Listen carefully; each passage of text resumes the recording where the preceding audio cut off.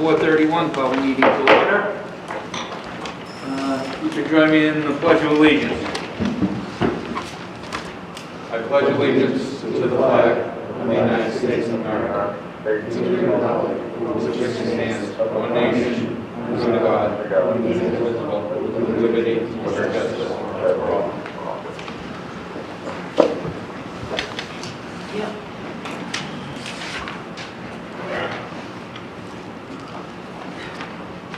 First item I'd like to address is the structure of this committee.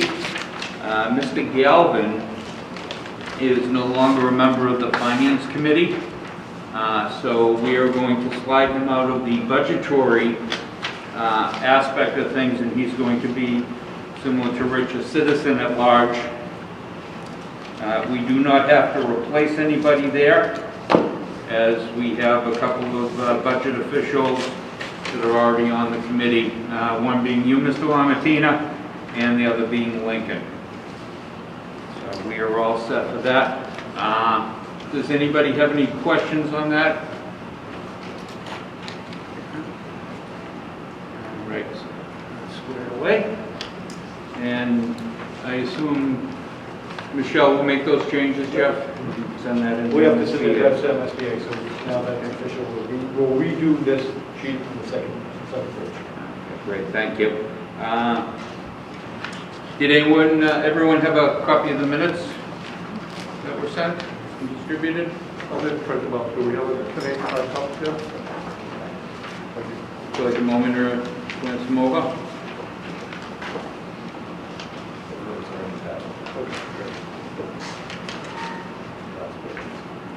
Were you able to read them online? And Yeah. Okay.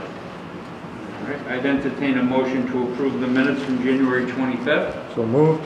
Second? Mr. Scriven, motion. Ms. Stafford, second. All in favor? Aye. Point of order. We have to do. Oh, yes, I'm sorry. Mr. Galvin, I thank you. We do need to do a roll call vote. Yeah. So let's start with Ernie. Can I start at your end of the table? Yes. Yes. Yes. Yes. Yes. Yes. Yes. Yes. Yes. Yes. Okay, Mr. Galvin. Yes. Mr. Lamattina. Yes. Mr. Farrow. Yes. Okay, unanimous. At this point, I'm going to turn this over to Colliers for an update on the OPM contract, an update on designer services, and then we need to select our 3 district representatives for the designer selection panel. Thank you, Mr. Chairman. First is the update on the OPM contract. You recall last meeting, we had talked about swapping out the pages 2 through 24 of that OPM base contract as a result of the originally signed and submitted one being an older version. So we are acknowledging that change by way of adding a signature to every page 2 through 24. It is currently in my regional director's hands to initial each of those pages, and he's going to submit 2 copies to the district. They will then do their initialing. They'll return one of those copies to the OPM, that being us, and that should complete that task, unless there's any questions or concerns. And just to clarify, that fulfills what MSBA was asking and what the understanding of this committee was last meeting. Yep. And as far as the MSBA is concerned, and I've confirmed this with them directly, they're fine, contractually speaking. So they're moving forward. This isn't pulling anything up on their end. Everything's proceeding as planned. As far as they're concerned, this is to satisfy any district concerns, and we'll have that done. My director is returning from traveling on Thursday. I'll have him complete his initiating exercise, and we'll have this done hopefully within the next week. Okay, thank you. Any questions? Mr. Bates? Okay. Would you like to continue? Next, I want to update the committee on the designer RFS. So the last meeting we had approved to submit it to the MSBA for their review. They then have their team do the review. I have the comments, the commented version on the screen here. I know it's going to be hard to see, but for full transparency, and I do want to share it with you, I believe there's 65 comments and revisions on this document. You'll see them, and you won't be able to read them, but they are on that vertical edit page there on the left-hand side. Now, depending on what the committee wants to do right now, I can go through each comment and discuss, or I'll ask the committee what they'd like to do. If it's okay with the committee, if you could read the highlights? Yeah. I'll start off with comment number 1, and this is in regards to potential project estimate range. So the MSBA wanted to clarify whether that range of 50, it was initially listed at, I believe, $50 to $80 million. They wanted to make sure that we clarified if that was construction budget or total cost. What they want to list in the RFS is construction costs. My recommendation, Collier's recommendation, is to list a range of $30 to $60 million. That's based on recent estimates that we've been seeing for comparable projects. Again, it's just a range of values. This would apply to renovation and construction projects.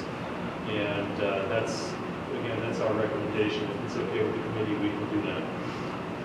Okay, so let's take that one chunk there. That's based on square footage costs that we've been seeing from I didn't mean to interrupt, Mr. Chairman, but No, square footage costs that we've been seeing on comparable MSBA projects, both renovation and new construction costs. So that's how we're deriving the range. Okay. Does anybody have any questions or concerns on that range? Mr. Kravitz? You had mentioned comparable projects. I guess I'm just wondering if that puts any parameters on or anything on our project, or you know what I mean? Like Limitations, you mean?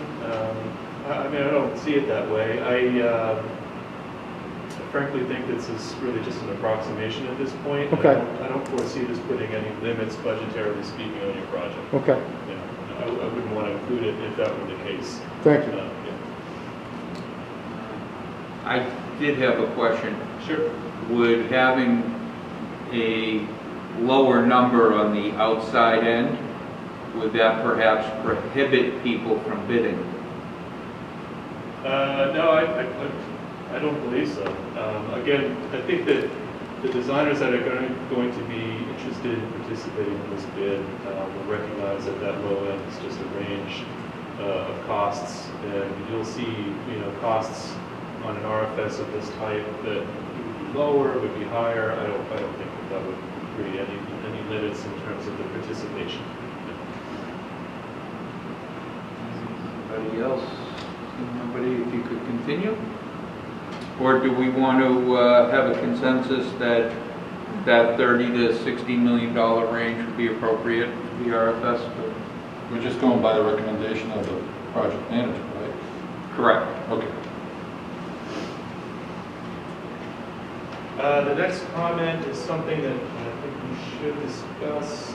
It's MBA participation goals and WBE participation goals. What you see on the screen right now are state recommendations, but my question to the committee is, and their counsel would be, do you have any specific, Whitman-specific requirements for these categories that we should list here that are different than these state goals? It's hard to read, I know, but MBE participation goals is 6.6, WBE participation goals are 15. Typically, this is what we would continue to carry. It's unusual to find. What is WBE? Could you break that down? Yeah. Women business enterprise participation and minority business enterprise participation goals.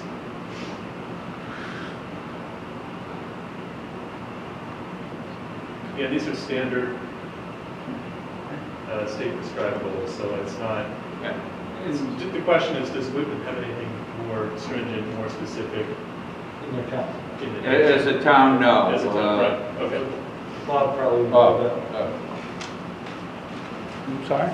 is there anything? Is there anything in the Whitman, in the town of Whitman, as far as those goals for minority businesses or Whitman businesses, is it over that? Just so you, I'm unaware. Yeah. I think these are good goals to carry.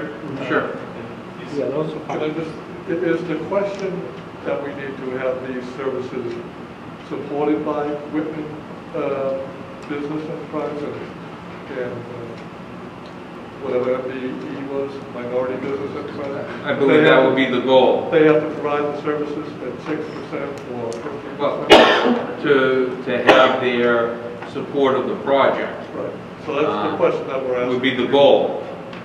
Do we have anything like that, Paul? No, I think we just go what's recommended, and the project manager knows what the state. And although it might not be official, your intent as a town, I'm sure, is to encourage a certain level of participation. Oh, absolutely. Enterprises and minorities, so we're covered in that way by having these state listed goals. So I'm not going to have a series of edits here, more we call them grammatical edits that I don't think are worth mentioning to the committee. They did recommend some deletion of a paragraph. The note here, I'll read it to you, is essentially a repeat of a below bullet. So you'll find examples of this going forward where, you know, they look through the document and they just find some language that's either repetitive, they don't feel it's necessary, so they're recommending just deleting it. And I'm going to recommend going ahead and just deleting it for their recommendations. I will read this note. The RFS, the district should know that the MSBA doesn't reimburse for any costs associated with auditorium and middle schools. And that's including OPM, and designer, and commissioning consultant fees. So I think it's worth reading to the committee and making them aware, and just having the committee acknowledge that that is the case. Is something like that normally within the RFS? Well, the note is that it's okay to list it. I don't think that we want to eliminate it from possibilities at this stage. So yes, I'd say we keep it in there, but knowing that the MSBA would reimburse for it. Unless you disagree, yes. I didn't hear the last thing you said, knowing what? You said knowing something about, But that the MSBA wouldn't reimburse for the cost for the auditorium. oh, But at this stage, I don't know that you'd want to eliminate that from the designer request for services, but they just want to make it known that you acknowledge, or they want you to acknowledge that they will not be reimbursing for that space for their program. So, I got one question. Yep. Who tracks the value of that space?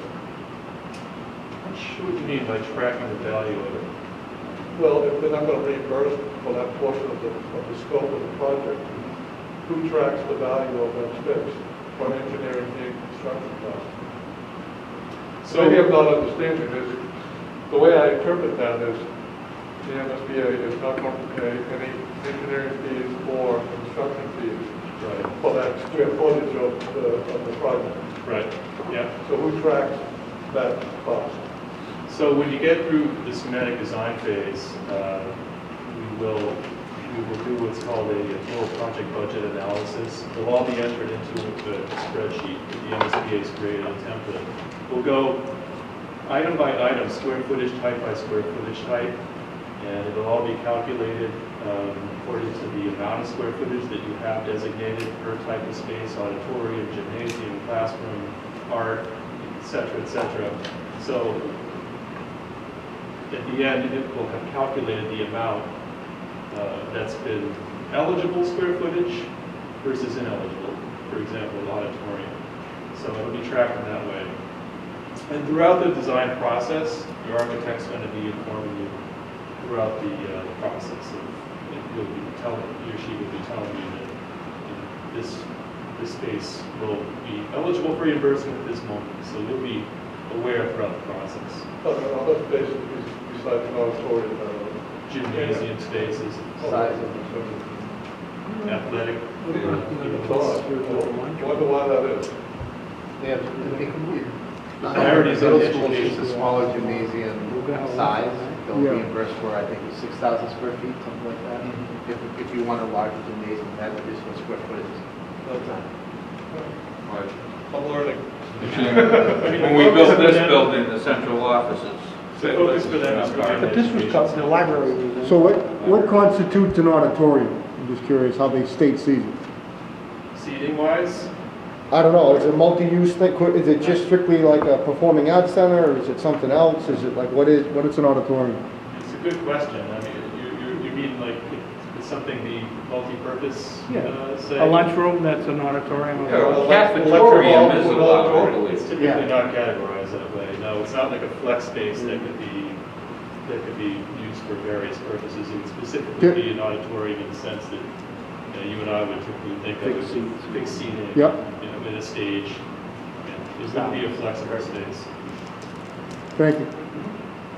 Ernie? But reading some of the information you had sent MSBA, you guys had identified that as being one of the things that the district was looking for, the town was looking for.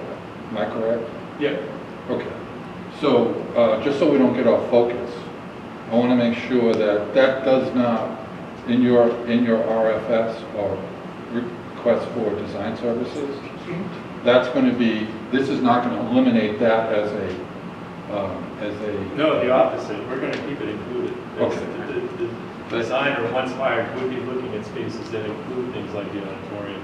The MSBA's note was saying it's okay to leave it here in this document, just as long as, and they really want the district to be aware of what's going to be reimbursed versus what's not. Because when it comes time to look at the budget and you don't like the numbers, and they just want you to know why certain spaces are being reimbursed versus others. If I could clarify, that's not saying in any way, shape, or form that it's something the town wants. No. It's something that the town or the folks here, we've agreed to look at, Exactly. but not, make any commitments. Like it says before, it says district would like to study options. So preliminary study is essentially what we're talking about.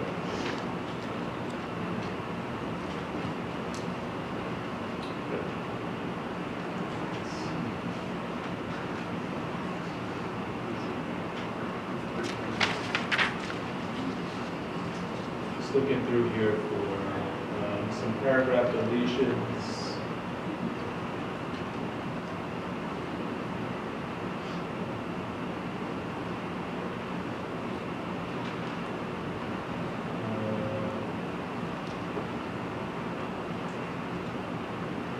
Note here about quantity of hard copies that the district would like for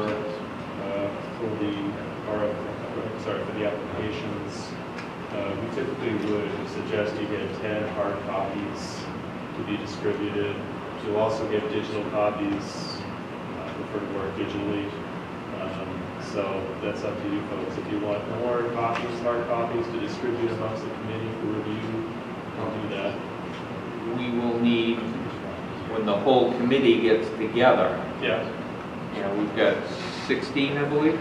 So you'd like, 16 copy per So we're going to committee need one for everybody. member. Okay.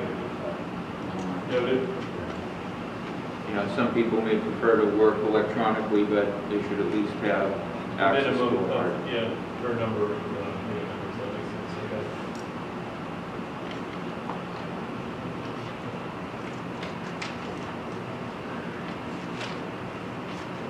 And this is just about number of copies for district use. They've evidently made some updates to their contracts. This is in reference to the attachments toward the bottom of the RFS. So they've gone ahead and they've updated the links information.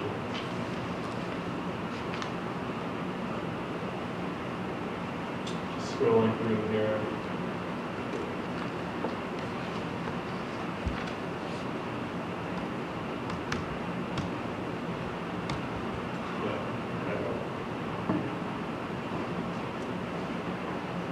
So I don't see any other comments that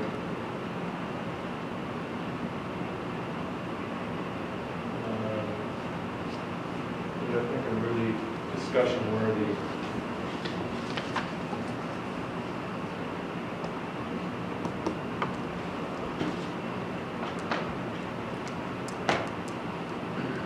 Leading bullets, capitalization changes, things like that. So if the committee wants to move on, we can,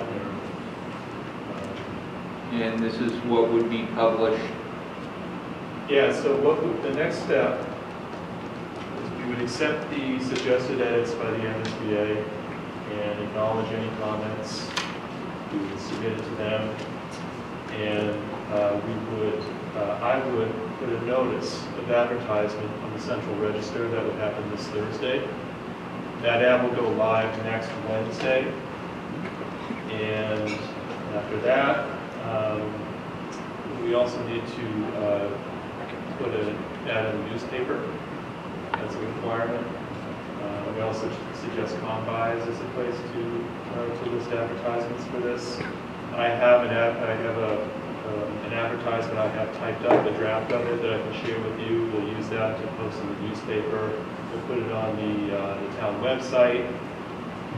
And the next step would be, we would like to have a pre-bid walkthrough for the designers. That would be on March 9th at the school. So that's something I wanted to get the school's feedback on. In terms of the time that we would do that, you know, I just tentatively held 9 a.m. I know that for the OPM walkthrough, we had met in the library of the middle school. I don't know if that made sense. Okay, so March 9th at 9 a.m. I'd say meet in the library and we'll do a walkthrough of the facility. March 9th.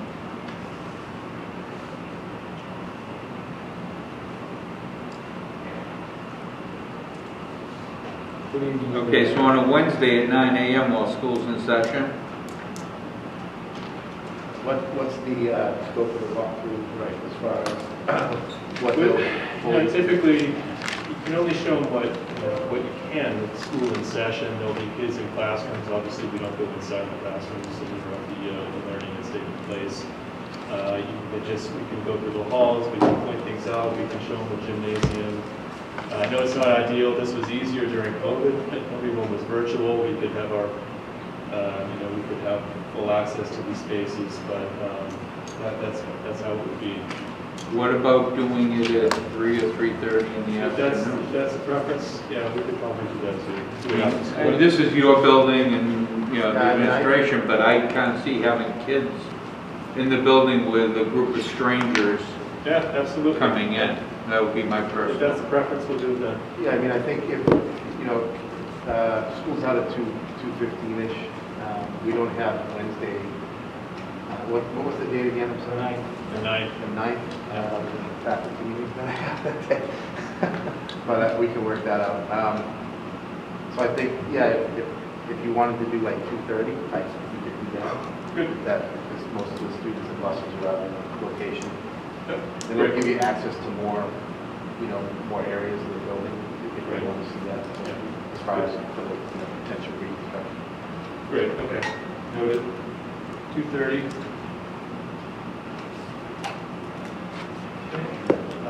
The applications Is that all right? from the designer would be due to us, the district, on March 23rd. We get the copies. Colliers will distribute those copies to the committee. Colliers does reference checks. That's part of our process.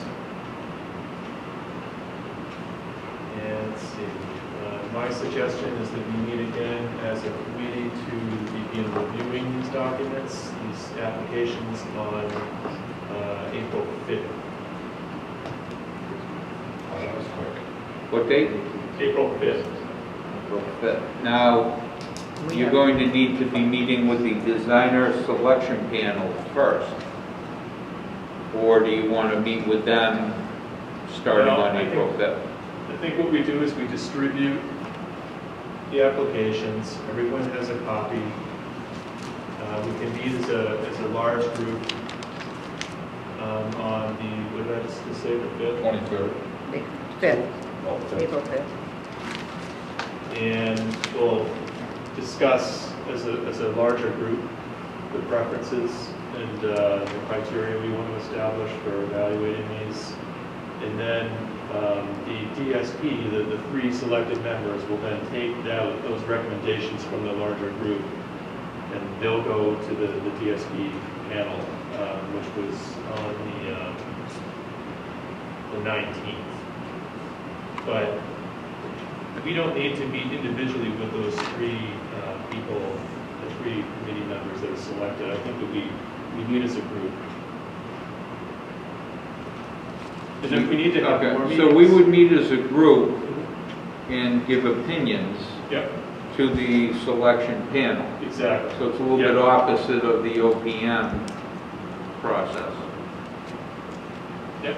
Okay. So, Fred, we have set up meetings for every 2 weeks, so we're not gonna be doing that? Is that what we're If saying? there's nothing for us to do, Then we don't need I to. didn't hear that. we're set up to meet bi-weekly. The Yeah, last I- meeting we did. You know, our recommendation would be not to have meetings where we don't have a lot to cover. I mean, I think we'll have a lot to talk about on the 5th. Specifically the applications, the design applications. Now, I mean, we do what you folks want, frankly, so if you prefer to meet bi-weekly, by all means, I mean, it's your decision. Well, the question I would have is, are we meeting for the sake of Meeting? being able to say hello and to meet? Or is there any work for us to be able to accomplish? Yeah. There's My nothing thoughts- for us to accomplish, I mean, at the will of the committee, but, Mr. Scriven? Seems to make sense to meet when we have something to meet about. Yeah. Yeah, agreed. I mean, part of our job is to keep you folks informed, but we don't foresee having much to inform you about until these applications come in on the 23rd, so.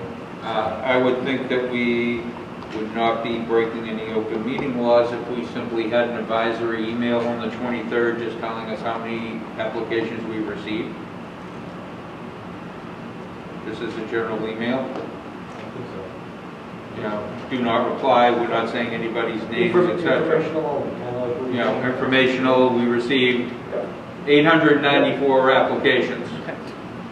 Yeah, so you're requesting call there to distribute that to the committee?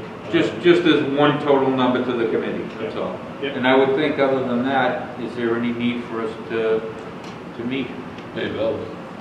Yeah, there won't be any bills due that quickly. The only bills we'll be incurring will be the advertisements.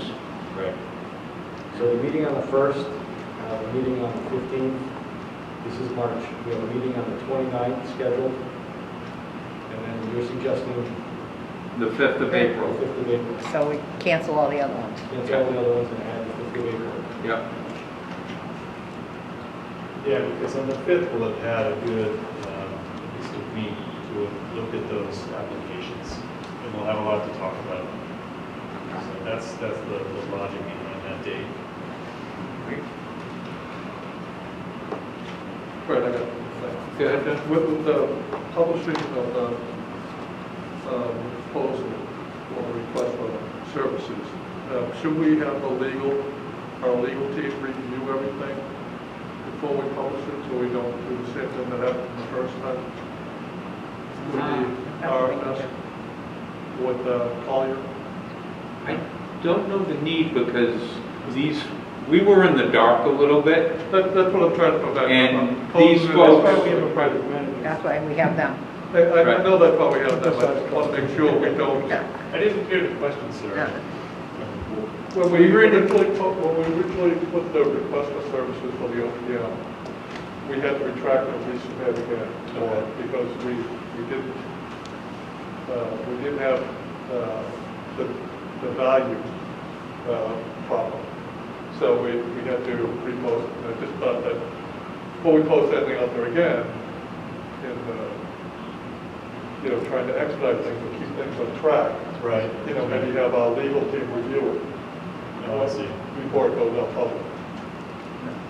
Well, I have a lot of trust in the MSBA, frankly, and in the process that they have in place, and in addition to my own company, I kind of doubt that would be an issue going forward. Okay. So, Chairman, it wasn't the MSBA that kind of brought that back. It was. No, it was our own people. It was the board. Yeah. Okay, so, No, I know it wasn't the MSBA, but it was. right. Yep. I just wanted to clarify that. We had some procedural errors, oh, okay. That now perhaps we due should, to our unfamiliarity with the process. I see, okay. And one of the reasons, well, I think the main focus is MSBA requires us to have an OPM because this is what you live, breathe, and do. I see, okay. I do have the trust and confidence in our OPM, yeah, in their licensure, et cetera, that they do know how to put in the RFS properly and that we shouldn't end up with, procedural error. I don't know how everyone else feels. Agree. I agree. I think you're right, Fred. Yeah, that's why we hired him. Yep, exactly. All right, any other items on the update? Well, the last thing I wanted to discuss was the selection of those 3 representatives for the DSP panel. Yep. That would represent this committee when that time comes, so. We need one person from the town, which I believe it's been designated for Mr. Heineman, Okay. from the Board of Selectmen, et cetera. I'm sorry, Randy? Yeah, no, we're looking for a nomination. I would nominate Lincoln from the town, yes. Okay, and do we need to vote this, John, or is it just simply an It's appointment? not required. Simply an appointment, correct? Exactly. So, nobody has any objection. Lincoln would be the representative from the Board of Selectmen's office in the town. Jeff, I believe you're automatically on there? Well, it's my designee, and it's going to be George. He knows the building better than I do. Okay, So that would be my recommendation to have. all right. Assistant Superintendent. So George Farrow. George Farrow, who lived that building in the middle school personally. To be that. And then we need a school committee member? Correct. Okay? Mr. Chairman, Yes. I would nominate Beth Stafford, if she'd be willing to do it. Okay. She says she's willing. Mr. Scriven did have his hand up as well. He's pointing to Beth, so Ms. Stafford would be the designee. Okay. That's what George from the night together. Oh, yeah.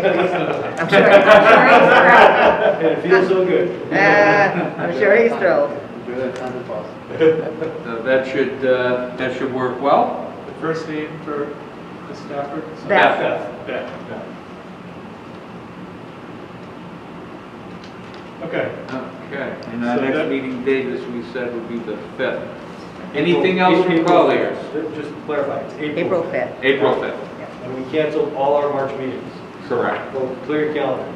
Tuesday nights at 4:30. That's it for Colliers, Mr. Chairman. Okay. And we go to the next one. And entertain a motion to adjourn. So moved. Second. Mr. Scriven with the motion, Ms. Stafford with the second. All in favor, roll call vote. I remembered this time. Hey. Aye. Ernie? Yes. Yes. Yes. Yes. Yes. Yes. Everybody wants to stay. Thank you very much.